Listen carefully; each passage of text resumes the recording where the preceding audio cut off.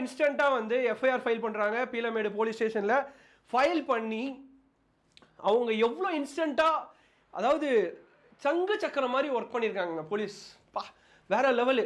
ஏன்னா அந்த இடத்துக்கு வர ஒரு டும் இருட்டு அப்படின்றதுனால அந்த இடத்துக்கு வர வேச வச்சு தான் அங்கே யார் யார் வராங்க, என்னென்ன திங்ஸ் நடந்தது அப்படின்னு சொல்லி நம்ம ட்ராக் பண்ண முடியும். ஏன்னா அங்கே எந்த சிசிடிவியும் கிரவுண்டில் இருக்க போகிறது இல்லை.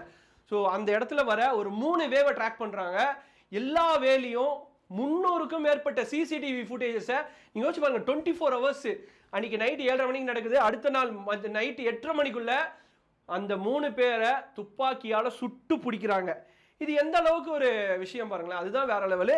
ஸோ சிசிடிவியில் வந்து ஃபஸ்ட்டு ஃபைன் பண்ணுறாங்க, யார் யார் எங்கே இருங்க எப்படின்னு வந்திருக்காங்க, இவங்க யாரு அப்படின்ற மாதிரி ஃபைன் பண்ணுறாங்க. ஃபஸ்ட்டு விக்டிம் ஆனாங்கல்ல, அவங்க வந்து எந்த காரில் வந்திருக்காங்க, என்னென்ன நடந்திருக்கு, அந்த காருக்குள்ள ஒரு சீப்பு இருக்குது, அந்த பொண்ணு தான் அங்கே இருந்திருக்காங்க, அந்த பையன் உள்ளே இருந்திருக்காங்க, வந்தவங்க அடித்து உடச்சிருக்காங்க அப்படின்றதெல்லாம் கன்ஃபார்ம் பண்ணிவிட்டு அதுக்கப்புறம் இன்ஸ்டண்ட்டாக கிடைக்கிற எவிடன்ஸ்லாம் வச்சு எல்லா இடத்துலையும் கேட்குறாங்க.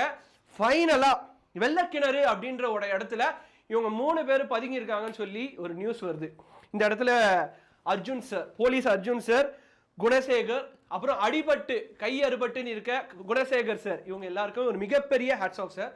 ஏன்னா அது அது மனசில் இருக்கணும். உங்கள் வீட்டு பெண்ணு இல்லை உங்கள் பொண்ணு அப்படின்னு நினச்சி அந்த இடத்துல நீங்கள் 3 பேர் வந்து உங்கள் உயிரை கூட மதிக்காமல் ஒரு instant reaction and instant action எடுத்தது ஈஸியான விஷயம் கிடையாது. 7 தனிப்படை அமைச்சிருக்காங்க.